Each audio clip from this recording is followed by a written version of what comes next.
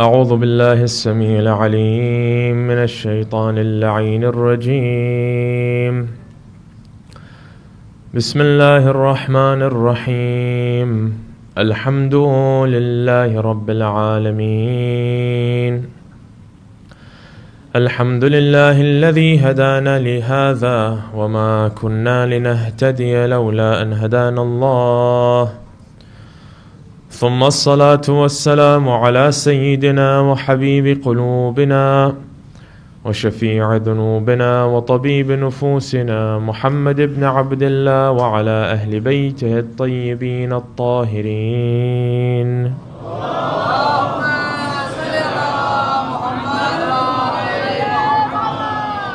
قال الله تبارك وتعالى في كتابه الكريم وقوله الحق وهو أصدق الصادقين. بسم الله الرحمن الرحيم. يا بني إنها إن تك مثقال حبة من خردل فتكن في صخرة أو في السماوات أو في الأرض يأتي بها الله إن الله لطيف خبير.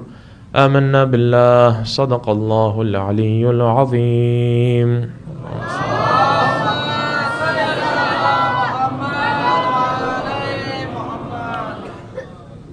My respected elders, brothers, sisters, Assalamu alaikum jami'an wa rahmatullahi wa barakatuh. أعظم الله أجورنا وأجوركم بمصابنا بأبي عبد الله الحسين عليه أفضل الصلاة والسلام. As I mentioned yesterday, we shall begin every discourse with a tradition regarding the virtues either of Imam Husayn himself, either his visitation or the upholding of the commemoration that you and I do on a regular basis, especially in the month of Muharram. This particular tradition goes back to the 6th holy Imam mentioned in Kamil al-Ziyarah, where Imam al-Sadiq alayhi salam mentions to one of his ashab,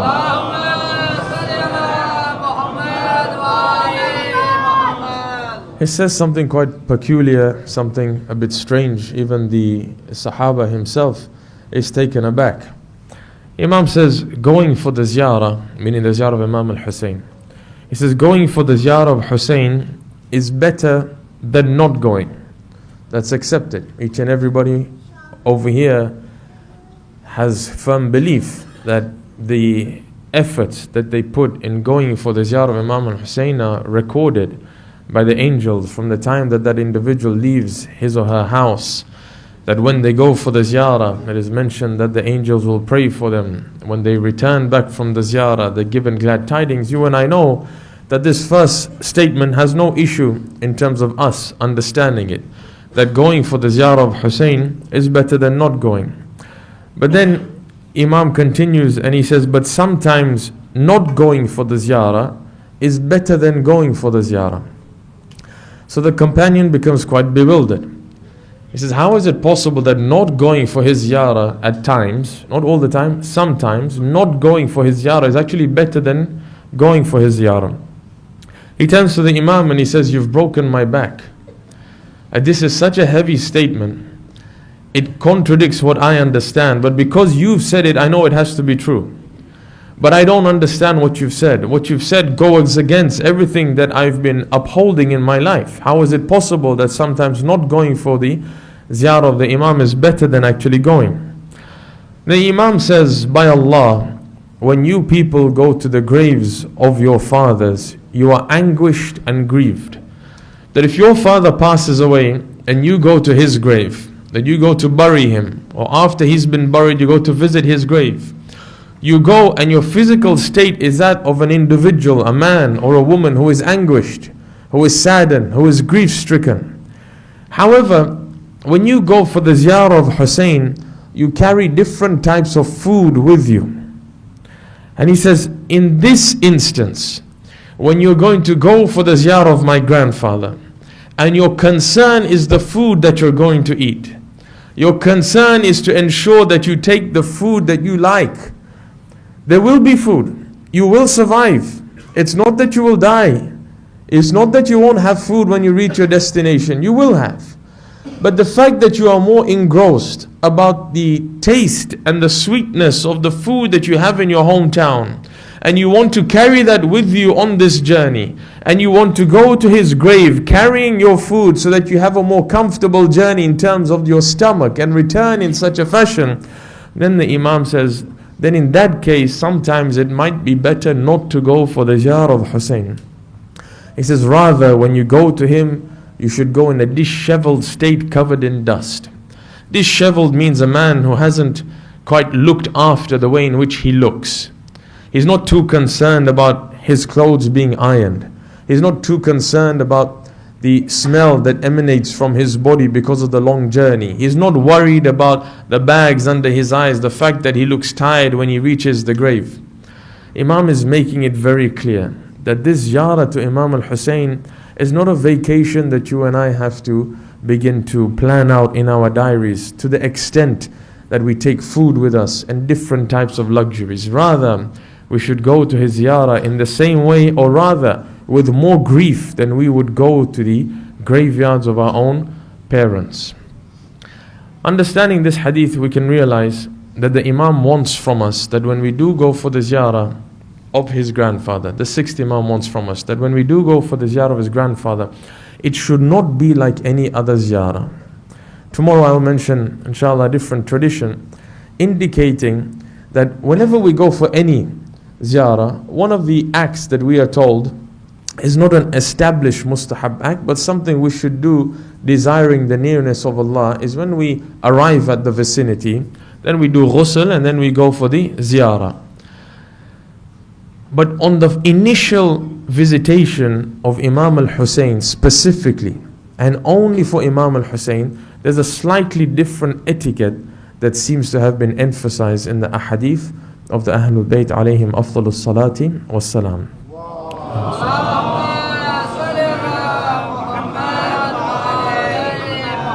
We began our discourse yesterday by saying that we're now going to enter into this will of Imam Ali alayhi salam, in which he gives pieces of advice, a lengthy will, to his son Imam al-Hasan.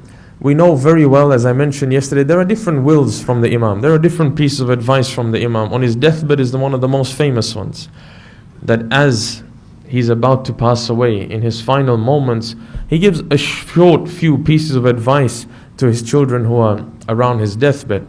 But this particular one was given to Imam al-Hasan, it seems, after the battle of Siffin. As I begin, I want to ask a rhetorical question. I want to ask you whether or not you've written your will. I want to ask whether or not you've spent time in penning down the final piece of paper that you want your children to hold in front of their eyes after they've buried you. That piece of paper that might be in your cupboard, it might be under your pillow, it might be in your sajjada. Have you written it? And if you have written it, then have you written a will that is similar to the will of the Ahlul Bayt alayhimus salam?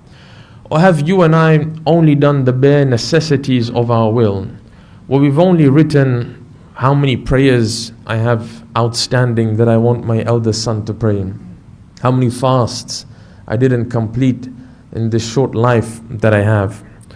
Normally before people go for Hajj, they begin to panic a little. And they say, I better go, when I'm going for Hajj, everything is now set in place, but I haven't written my will. Or somebody goes for ziyarah and say, now is the time for me to begin to write a will.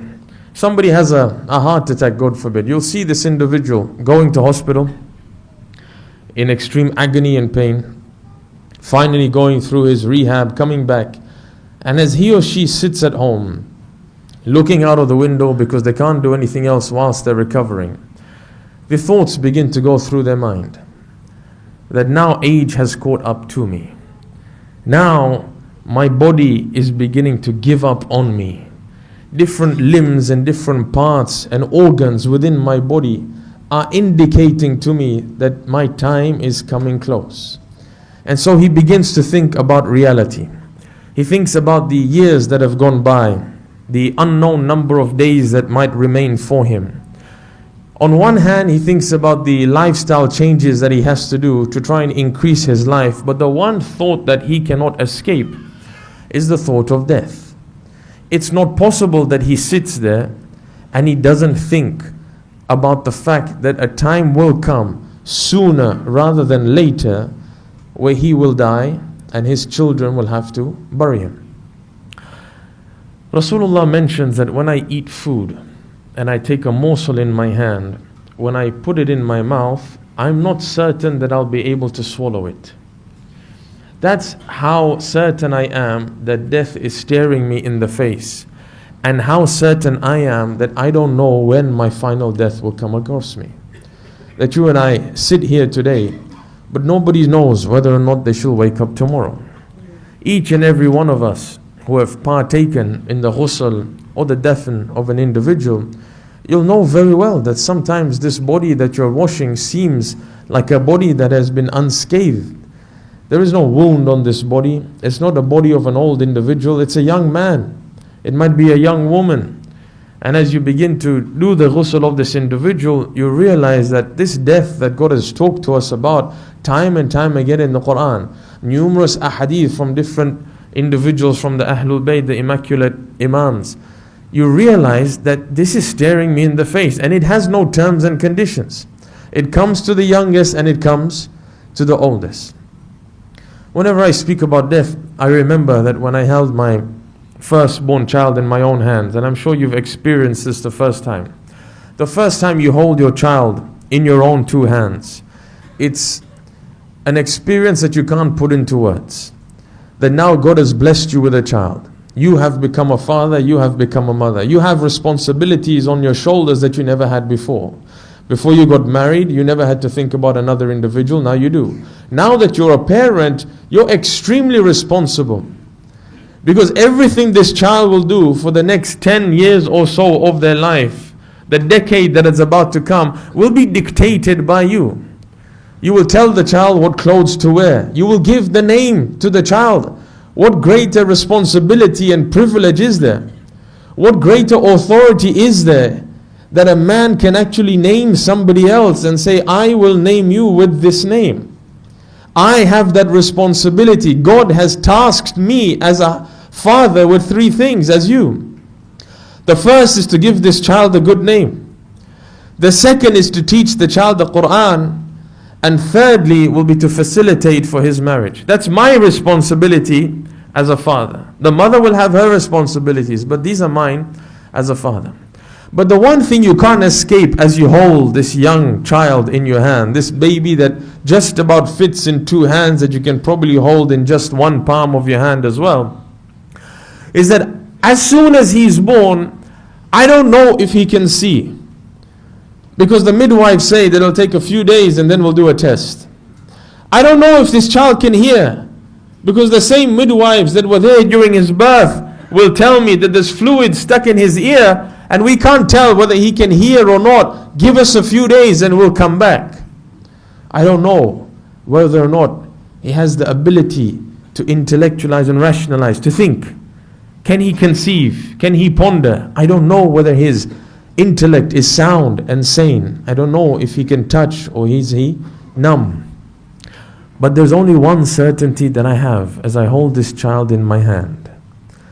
That in the same way that God created this child, I am absolutely certain that despite the 9 months and the pangs of labor that his mother had to go through, I'm certain that a day will come that this very child will die. And if he's blessed by God, then he will be buried. And as for many, some, they pass away without even a burial. As this individual contemplates that death is staring me in front of my eyes, when he begins to write his will, you tell me, does he write about his property? Is that the first thing that comes to his mind? Does he write about how much wealth and gloat to his family, how much wealth I was able to accumulate? Does he begin to write an autobiography of all the great blessings that God gave him and the doors that were open and the extremely hard work that he had to go through when he migrated from one land to the other? Does he write that? Or are the thoughts that come through his mind the thoughts that are going to assist him in the next life? Does he first and foremost think about the debts that are on his shoulders? Because he realizes if he gloats about the amount of money that he's accumulated, that won't help him in the grave. But if he writes about the debts that he has and who he has to pay back, then that will bring salvation to him at a time when nothing else can assist him. Does he talk about the friends that he's made, or does he talk about the enmity that he's created?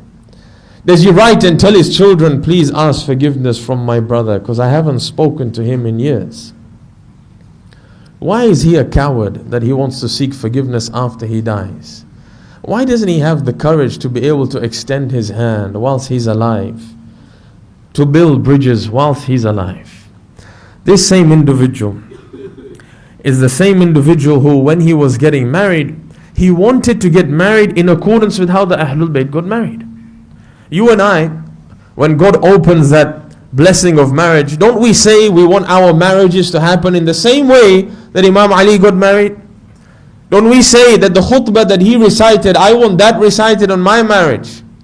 The sigha and the aqd and the contract formulas that he recited, I want that recited for mine.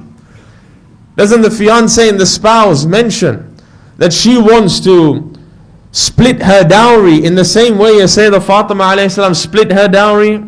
She says that each and every one of us want to follow them in their footsteps, then why not in our preparation for death as well? When it comes to the will of Imam Ali alayhi salam, he doesn't gloat about his accomplishments at the beginning. You will notice in stark contrast that when Muawiyah writes his will to Yazid, he begins by speaking about his accomplishments and what he's been able to do for his son Yazid. Whereas Imam Ali alayhi salam speaks about a very different reality. I'm going to ask you, especially if you're parents, I'm going to ask you to do something tonight if you can. And I tell you, if you haven't done this before, it will jolt you and hopefully awaken each and every one of us. We begin our new year, as it's called, the new advent of the new Hijri calendar. We don't celebrate it, but we commemorate it. We start off by reminding one another about reform. إنما خرجت لطلب الإصلاح في أمتي جدي. This was the statement that Imam Husayn made as he was leaving Mecca, that I am leaving not for war. إنما خرجت, I am most certainly leaving لطلب الإصلاح, to seek reform في أمتي جدي, in the ummah of my grandfather. People have left this religion. Like the fourth holy Imam says when he was circumambulating the Kaaba, and people say, oh Imam, can you see how much rush there is today around the Kaaba? That when your grandfather used to do tawaf, he could do it on a camel. He could walk around with ease. He could go to the Hajar al-Aswad. He could touch it. Today, how blessed are we that the number of Muslims that there are, you can't even move around the Kaaba with ease. Don't these same Imams tell us, As-surah, suratul insan, wal-qalb, qalbul haywan. But if you could see them, if only you could see the crowd that is gathered even around the house of God, you would see that yes, they're fully grown men. Yes, they look like fully grown women. But that's not what God looks at. God doesn't look at their physique. Allah makes it very clear through the words of the Ahlul Bayt alayhim as-salam. Inna Allah la yandur ila suwarikum, bal yandur ila qulubikum wa a'malikum. God doesn't look at your face. He doesn't look at your creation, your external physique. He doesn't look at that. He looks at your heart and your actions. If you could see what we could see, you will realize why we say that there needs to be reform in the ummah of my grandfather. Because their tongues are with us, but soon you shall see that their swords are against us. Brothers and sisters, especially you who have been blessed with children, I ask you to do this tonight before you go to sleep. Not as a couple, don't do it together as husband and wife, do it separately. Fathers, you do it. Mothers, you do it as well. Before you sleep tonight, whether it's on your phone, but I'd recommend that you write it with your own handwriting, because that will have a different effect, not only on you, on the one who reads it as well. Imagine you only have 3 paragraphs to write a will, and that's it. Leave aside the fiqh. The fiqh is something you have to do. It's incumbent. You must strive to ensure that you give either wasiyah, at least by speech, but try and write it down, how many qada you have, how much you have to give to this person, the forgiveness from that individual. That's fiqh, because that's sharia, that's what God can hold you on the day of judgment with. Leave that aside. I'm sure all of us have done that. If not, that needs to take priority. But tonight, with a piece of paper and a pen, imagine you only have 3 paragraphs to write to your children, and that's it. What do you write? Watch how you'll stop, because you won't know what to write, especially when you only have a few paragraphs left. Then you do the exercise later on and add pages to it if you want. I want you to start this piece of paper in this fashion. If you have 3 children, start in this way. Dear Muhammad, Ali and Fatima, now that you have buried me, and then continue that sentence. This is the paper that when your children bury you and they come back home, and when they're lamenting and they're crying and they're remembering what you did for them and the sacrifices that you made, and they remember your speech and they long to have embraced you, because now he became a fully grown man. He hardly used to embrace his father, but give him one more chance and now he'll kiss his forehead.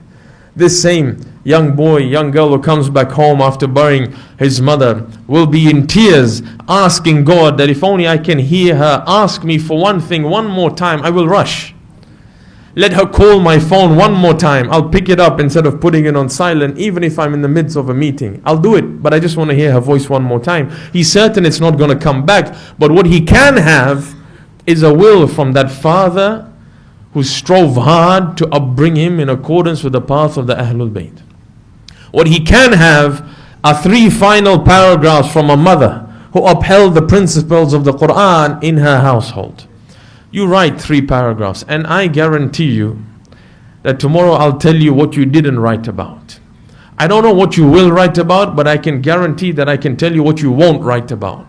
Because if you only have a limitation in what you can write, all of a sudden what is superficial is thrown aside and what is reality comes to surface. I remember conducting this exercise in small workshops and retreats. There was one man who couldn't write. He started and then he just left the room. He said, I can't do this. He said, it's too difficult for me to write. How can I imagine a time when I'm not going to be there for my children? What do I say to them? What do I finally leave them with?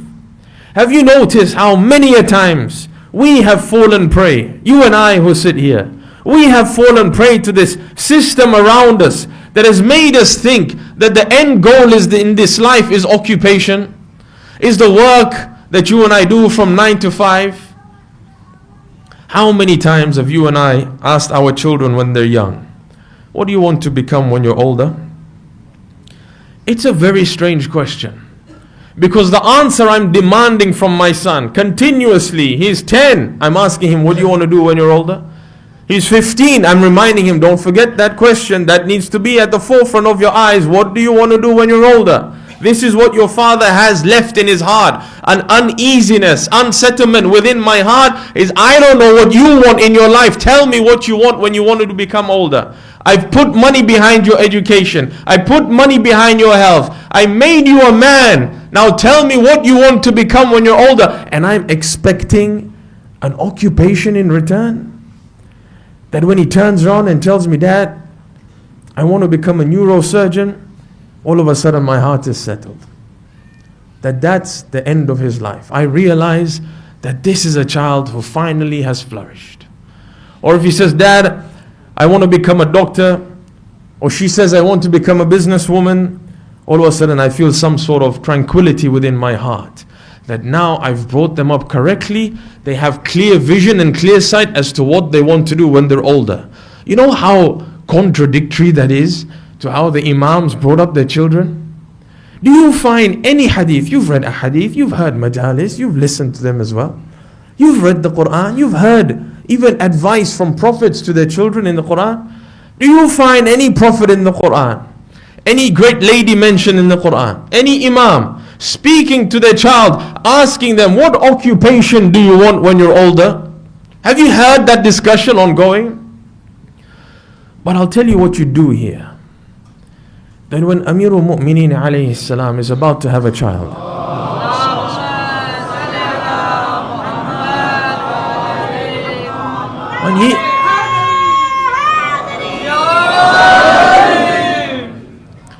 When he's about to have a child, he raises his hands and he speaks to God. He tells God what he wants from this child. Now, if that's what he's going to tell God, that's what I want from this child, then obviously when this child grows up, he's going to tell the child that this is what I expect from you. This is why I put effort behind your education. This is why I fed you. This is why I went out to earn a halal income, to feed your stomach with halal so that you could become this. He turns to Allah and he says, oh Allah, Ma sa'altu Rabbi, he tells us, I did not ask Allah for children who had beautiful faces or a good stature and physique. That's not the goal. That can be a byproduct, but that wasn't the goal. That's not what I raised my hands for. I want this color eyes and this color skin. That's not what he says. He says, I asked Allah for a child who would have the fear of God in his heart, so that a day would come when I would see him from a distance worshipping God, and that would bring tranquility to my eyes as a father.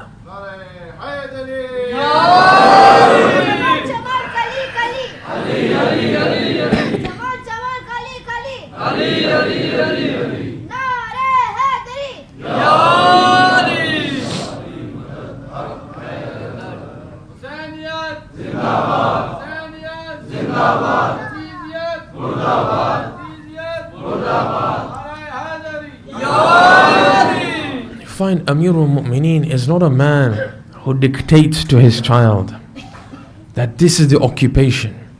If you told me something less than a doctor, I would feel as if I was a failure as a father.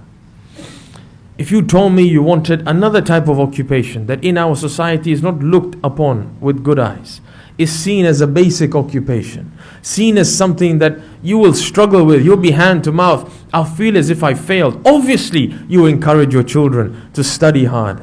Obviously, you encourage your children to have the best of occupations so that they can free their own time and do that which they want to do in life. You tell them to get an occupation that will not only help them, but help others as well. You tell them, most importantly, that whatever you do in life to bring in an income, make sure not one dirham that enters into this house would be haram, because if you bring in haram, you will only sow haram as well. But he says, oh, what I want from my child is that my child should grow up to be God conscious. Imagine you asked your child, what do you want to be when you become older? And he says, I want to be a man who never goes against the law of Allah. That's what I want. You would probably say, I would probably say, that okay, all of us want to do that, but what do you really want to become when you grow older? That's not the real answer. I was looking for something a bit more. Is that not the real answer? That you and I want to bring up children who, when they pass away, when they open our wills, that they don't just see financial advice. They don't just get told there's this bank account that you didn't know about, and this is where the account number is. Speak to my accountant, he'll give you access to it. Is that all 80 years of my father's life did for him? That after 80 years of living in this dunya, what he parted to me on a piece of paper that I will treasure for the end of my life, that I'll read his handwriting. When I want to remember him, I'll open it. All I'll see is that I had this money and that, and this property and that. That's it. There's nothing more. Look at how the prophets in the Quran speak to their children. I take the example of Luqman. Luqman begins, Ya bunayya, my dear son, my dear child, إنها إن تك مثقال حبة من خردل. This is the verse that we began with. My son, if there was your action, even if it was the weight of a mustard seed. When you read something in the Quran like this, it's a bit odd. Why does Luqman speak about a mustard seed? It's one of the smallest seeds that has the greatest potential. If you go home and you look at the image of a mustard tree, you see that it's this great tree. And then you look at a mustard seed, and you'll see that even in a gram of mustard seeds, you need 50 or 60 of these small seeds even to equate to a gram. Interestingly enough, Isa alayhi salam mentions very similar in the Bible. When he talks about faith, he even talks about and gives the analogy of a mustard seed. Luqman turns to his son, he says, "Oh my son, in taku mithqala habbatin min khardalin." Your act, any act that you did, right or wrong, if it was the weight of a mustard seed, fatakun fi sakhratin, and it was hidden within a rock, or fi samawat or fil ard, and this was hidden in the heavens or in the earth, ya'ti biha Allah, God will bring it forth on the day of judgment. What's he telling his son? Oh my son, when you're crossing the road and you're driving the car, when you're going to university, and if your eyes get strained to that which is haram, yes, you think only you saw it. Even that individual doesn't know that you looked upon them. But realize that that has been recorded and God will bring it forth. Oh my son, when somebody was begging and somebody was asking and somebody was in need from your own family, when they came and asked you and you shunned them away and you turned your cheek to them, oh my son, it was just an act of turning your face. Nobody else saw. The one in need saw that he came to ask you and you turned away. The one in need saw that when he extended his hand, you shook it with one hand. But when the wealthy came, you shook it with two hands. He noticed. Why does this same Amirul Mu'mineen say, stay away from the gatherings where only the rich are invited? Because it brings about a class system in society. This is Luqman telling his son, the wise man. Realize that even the weight of a mustard seed, God will bring it forth. For those of you who know Arabic, you'll have noticed something strange. I touch upon it, and maybe we can discuss it if it occurs again. Look at what Luqman says very strangely. Ya bunayya, he says, in taku. What you're expecting if you've studied modern standard Arabic is that he would say in takun, or at least in takun with a noon. Even the noon is dropped. There's no word in the dictionary of just ka that you will find. The ta is to refer to you or your action, but the kaf is not a word in and of itself. It's called balagha. It's called eloquence in the Quran. That what Allah is saying, and He's translating Luqman's words. Luqman probably didn't speak Arabic. He's translating Luqman's words to say, not only am I referring to a mustard seed, but I've even crossed off the waw and the noon to indicate to you, even in the text itself, that if there was something smaller than this, I would have mentioned it. Yani the most weightless thing, the lightest of action in your eyes, the glancing of your eyes, the lending of your ears, the speech that Allah says, oof, it's not even a word, it's a sound. Even that will be recorded with its intent. God says that if somebody even looks at their parents with stern eyes, that's not a word, it's a facial expression. God says even that will be recorded. This is the advice that a man leaves behind for his son, a man leaves for his daughter. This is what a will should be like. Ya bunayya, he continues. The first act I want to remind you of, aqimis salah. Establish your prayer. My son, if there's anything that I can leave you with, let it be clear to you that this is what you will be taken to task for in your grave, firstly and foremostly. Don't just pray. There's a difference. Praying is something you can do and may not do. But when you establish something, you don't let go of it. You remember that hadith of the Holy Prophet sallallahu alaihi wasallam,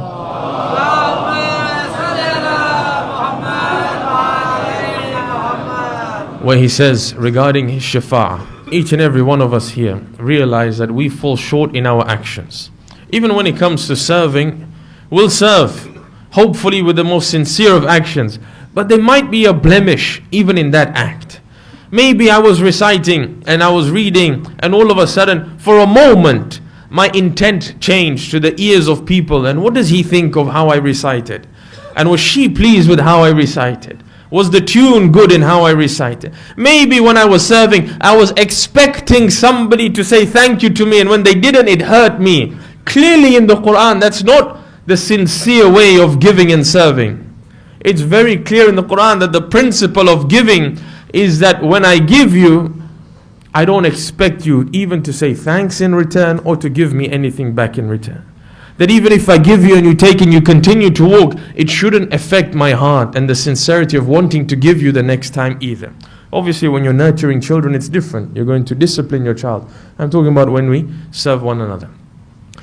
Here, Luqman says, first and foremost, you need to pray. Don't just pray, establish it. Make it part of your life. Make it such that you become inseparable from prayer. As we mentioned yesterday, Husayn ibn Ali alayhi salam on the day of Ashura not only preferred prayer over the war, but preferred to pray in congregation over praying in solitude. Ya bunayya aqim as-salah. Establish prayer. Wa'mul bil-ma'ruf. Don't only pray because that's going to help you. Wa'mur bil-ma'ruf. You have a duty to society around you.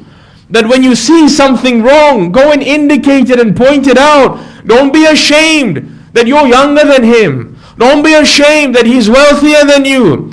That doesn't hold any barrier and any weight in the eyes of God. If wealth was going to bring about prestige and status, then the Prophet would have kept Khadija's wealth in order to propagate Islam. But this great, immaculate, perfect man gave it away.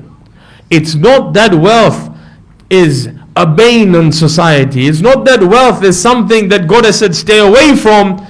But clearly God has said that this wealth will be a test. So be careful how much you earn and how much you hoard. This same Prophet raises his hands and he says, Oh Allah, give Muhammad and Al Muhammad only that which suffices them. Don't give us more. If you give us more than we need, it's going to be very difficult for us in this life. We'll be held responsible and there'll be more questioning on us. And if you give us less, then life becomes very difficult. Oh my son, establish prayer. Enjoin good amongst one another. Wanha anil munkar. When you see something wrong, make it clear. Stop your society from moving and deviating away from that which is righteous. When you see your own brethren doing something wrong, be a man. Stand up and speak. Don't be a coward and speak in small circles. That's not the test of faith. The test of faith is when everybody wants to hear who's going to be the one to uphold the religion of God, a principled man who doesn't shake. You stand up. That's what Husayn ibn Ali did. That's why he only had 72 people. Wasbir.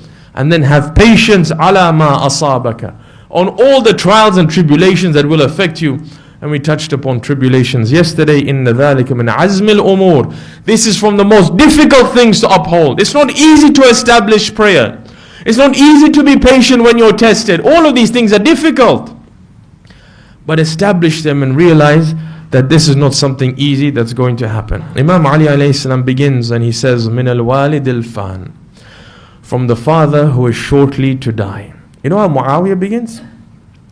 Muawiyah's wasiyah is a bit different to Yazid. He says, Oh my dear son, I have fastened the load of pain. I have removed all rebellion for you. I have straightened up matters for you. I have tamed the enemies from you. I have brought in the Arabs with their reins. Everything was about him. You know how Ali reminds his son about what life is? He says, I am writing as a father who's alive, min al-walid al-fan, from a father who is going to die very soon. There was no indication that Imam was going to die after Siffin. But he says that this death, oh my son, has no terms and conditions. I want you to remember that even as I pen this will to you, as I'm moving my pen, I'm certain that I could die at any time. From a father who acknowledges the hardship of his times. When you speak to your parents, they will tell you, we had tests at our times. Life was difficult. Nobody comes around and says, life was very easy. I had no difficulty. Life was never meant to be easy. The Imams tell us that rest, you want to sleep, leave it until the grave. Leave your rest until the grave. This world is for action. This world is for you and I to get closer to God. It's not a time to accumulate and hoard. It's not a time to go close to that which is dubious at work. Stay within his red lines. I write to you from a man who has turned away from life. He says, I haven't tasted any sweetness in this life. Everything in this life has a bitter taste to it. You love somebody, they pass away. You love wealth, you can't hold on to it. He says, who has submitted to the calamities of time. You know, however rich I became, however great my status was, however knowledgeable I became, O Hassan, realize that I was not able to hold time. It was just moving away from me. With every breath that I took, I was getting closer to death. Oh my son, I want to start off my will by reminding you that this world is not a world to enjoy and be attached to. I write to you from a man who realizes the evils of this dunya. I'm not going to tell you about the beauties of this dunya. You'll enjoy them yourself. But I want to warn you of the evils of this dunya. And I write to you as a man who is living among the dead and is about to depart from them at any time. Doesn't the Imam say in Nahjul Balagha, in Khutbatul Muttaqeen, he says that when you see these people who are truly God-fearing, when you look at their bodies, it seems as if they're dead. They have these bags under their eyes, they're always looking tired, they don't overeat. These are people who don't indulge in the dunya because they're afraid of what's to come. They're afraid that if we hoard, we'll have more to question for. Imam will go on, and as we'll see tomorrow, as he now introduces himself to his son, he will then introduce his son. Now, when he introduces his son, he's not speaking only to Imam al-Hasan. You remember that hadith of the Prophet, Ana wa Ali abawa hadhil ummah, that me and Ali are fathers of this ummah. When the Imam speaks, although his son might be the addressee, it's to each and every one of us. When he speaks to his son and he says that you are one who has been taken by the desires of this dunya, he's not saying, Imam al-Hasan, you've been taken by the desires. This is for anyone who reads his will later on in life. Apart from the immaculate individuals that realize that this soul has enticed you into making you attached for this dunya, to this dunya. That's all you can see. But I want to remind you that before you see wealth, see death. Before you see jealousy, see death. Before you backbite somebody, see death.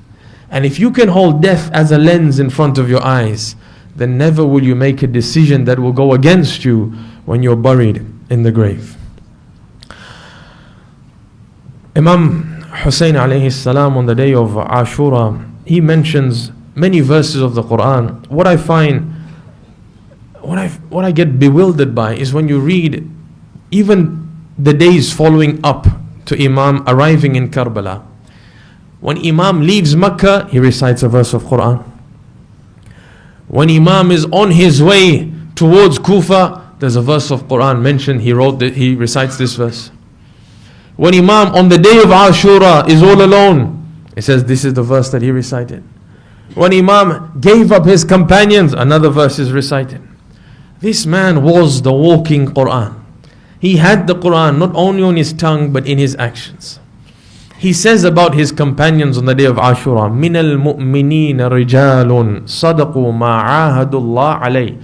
From the believers, there are a group of men who are true to their commitment with God. They uphold their promise with God. They don't have feet which slip. You can't buy these men. You can't even buy their silence.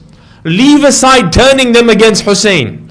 If you tell them we'll give you governorship of entire cities, we don't want you to turn on Hussein. We just want you to be silent in front of that which is wrong. He says these are men, you can't even buy their silence. Even their silence is not for sale. They have committed to God that they will stand up for justice. فَمِنْهُمْ مَنْ قَضَى نَحْبَهُ.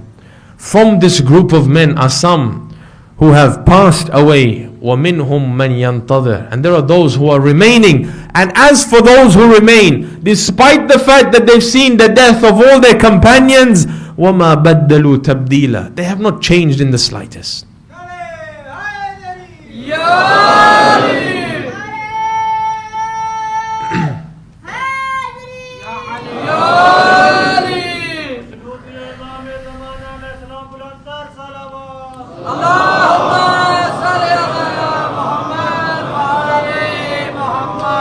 As Imam leaves Medina, he mentions this verse in Surah Al-Qasas. فَخَرَجَ مِنْهَا خَائِفًا يَتَرَقَّبُ.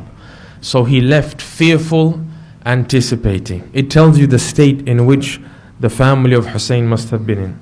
As he enters Makkah, he says, وَلَمَّا تَوَجَّهَ تِلْقَاءَ مَدْيَنَ قَالَ عَسَى رَبِّي أَن يَهْدِيَنِي إِذَا هِدِيَنِي سَوَاءَ السَّبِيلِ. He says, and when he directed himself towards Madian, he said, perhaps my Lord will guide me to a sound way. As Imam enters into Makkah, he is of two minds. He wants to see how the situation unfolds. He knows his final destination. If you look at his conversation with Salama in Medina, he tells Salama, oh my dear mother, I know the place I will die. I can even tell you who is going to kill me and the name of the land which I will pass away. I know this. But as he enters into Makkah, he's looking at the situation. It's time for Hajj. He enters Makkah, he begins to perform the Hajj, he enters into Ihram. He then meets his brother Muhammad ibn Hanafiya. And Muhammad tells him, oh my brother, I see you in a strange state. You've come out of Ihram. You've done the taqsir. You've changed it to Umrah. Where are you going? He says, I need to find a safe path because they're coming after my blood and I don't want any bloodshed in the house of God. So Muhammad ibn Hanafiya tells him, okay, then why don't you go to a remote place? Go to Yemen. Go to a remote part in the desert where they won't find you. If you go there, no one will be able to find you and trace your footsteps. You can live. Imam says that, let me ponder over it. The next morning, this same Muhammad ibn Hanafiya, he sees that the Imam has come out together with his horses, the camels and the family. They've packed and now they're leaving. And he comes and he holds the reins of the horses of the Imam. He says, did you not tell me that you will ponder over and think and contemplate over what I said to you? He says, oh my brother, last night in a dream, I saw the Holy Prophet. And he told me that, oh Hussein, Allah wishes to see you slaughtered in Karbala, in Iraq. So hurry up towards us. He says, oh my brother, the decision has been made. I am heading towards Iraq. As Imam leaves, he begins to move towards Kufa. He's intercepted once and he manages to have a small quarrel and that army moves away. He moves and a second time he finds people who have come from Kufa, come from Iraq. He asks them, he meets Farazdaq. And he tells him, tell me about the people of Iraq. And he says, oh Imam, their words are with you but their swords are against you. And Imam says, you've said the truth. He continues his journey in the desert, heading towards Kufa. And he sees what seems to be the ears of horses. They say from a distance it looks like palm trees. He turns to his companions and he says, what do you see? And they say, it's as if we can see palm trees, but we know this route. We know we've traveled this desert. There are no palm trees ahead. We fear that this is an army coming towards us from Kufa. Imam says, is there any place that we can move to towards shelter? Can we put our backs towards a mountain? And they tell him of a small hill. He goes and he pitches his tents against the hill. And soon Hur bin Yazid al-Riyahi comes with 1,000 men and meets the Imam. Imam has pitched his tents, Hur has pitched his tents. Imam tells him, why have you come? He shows him a letter and he says, I have been given strict commands that when I come and intercept your cavalry, when I come to you and I find you, my only option is to arrest you and take you back to Kufa. I've been told not to kill you, but I've been told to arrest you and take you so that you can give bay'ah to Yazid. Imam says that there is no possibility that a man like me would give bay'ah to a man like him. He says, let me go. He says, oh Hussein, you cannot return to Medina. Oh Hussein, either you come to Kufa or you find a middle path. I don't want to shed your blood. Find a middle path so at least I'm excused of arresting you. Imam retreats to his tent. The time for Dhuhr comes and he realizes that these men that have come with Hur, they're sapped of energy. When Imam looks at them, These are men who have been traveling in the heat and their water has run out. This was a man who was from the lineage of the Prophet. A man whose heart had generosity inside. You know what he tells his men? He says, take the water skins, don't only feed the men, don't only nourish the men, but go to the horses and let the horses drink until the horses stop drinking water. Don't just give them a sip and move to the next one. Let the horses stop drinking, then move to the next one. Then there was a man who fell to the ground in front of Husayn. Husayn's telling him, put your camel down. He doesn't understand. Then Imam tells one of his companions, take a water skin. He points to the man and he says, drink. The man doesn't have energy to pick up the water skin. He narrates and he says that Husayn stood up from his place. He came to me. He picked up the water skin and he made me drink. The time for Dhuhr comes and Imam tells Hur, you can pray by yourselves and we will pray. We will pray in our congregation, you can pray in your congregation. Hur says, we would like to pray behind you. They join the congregation of the Imam. They pray Salatul Dhuhr. Imam retreats to his tent. After a while he comes out. He calls upon them. He says, you are the people who wrote to me. You told me to come to Kufa. I've brought my family. I don't desire war. If I wanted war, why would I bring my women folk with me and children? I've come because you promised me that I am your Imam. You gave me the covenant and the bay'ah. And Hur says, by Allah, we never wrote these letters. Imam turns to his companion, he says, bring me those 2 sacks of letters. He brings them, he pours them out in front of the Imam. Letters are spilt on the desert. They read letter one by one, they read it to the enemies. Hur says, by Allah, we never wrote these letters to you. Imam retreats to his tent. The time for Asr comes. Imam tells his people, pack your bags, we're moving. The adhan is given, Imam leads the prayer. Again, Hur prays behind the Imam. Imam says, I'm heading towards Kufa. I'm heading towards Medina. He says, you can't go to Medina. Either I arrest you or find a middle path. Now Imam chooses a middle path and Hur's cavalry is side by side with Imam al-Husayn's cavalry. As they're moving, a time comes when Imam sees a place. He comes down off his horse. He says, we stop here. He lifts up the sand and he smells it. And he says, this is the sand that my grandfather gave to Salama. This is the sand that I have been promised. He says, call the people of this land. I want to ask them. He says, tell me, O people, what is the name of this land? They say, this land is known as Aqar. This land is known as barren. He says, oh Allah, I seek refuge from you with that which is barren. He says, I was promised another name. Is there another name? They say, this place has a village within. It's known as Nainawa. He says, there's another name. I'm waiting for one more name because I know when you say that name, I know that that's my final destination. They say, we've heard from our forefathers that this land is also known as Karbun wa Bala. He says, is this land known as Karbala? They say, this land is known as Karbala. He says, oh Allah, I seek protection from you from Karbun wa Bala. He turns to his men and he says, we pitch tent here because it's on this land where I will take my final breath. It's on this land that I will be made to be slaughtered whilst I'm hungry and thirsty. It's on this land that the Prophet promised me that, oh Husayn, your beard will be stained in the blood of your young child.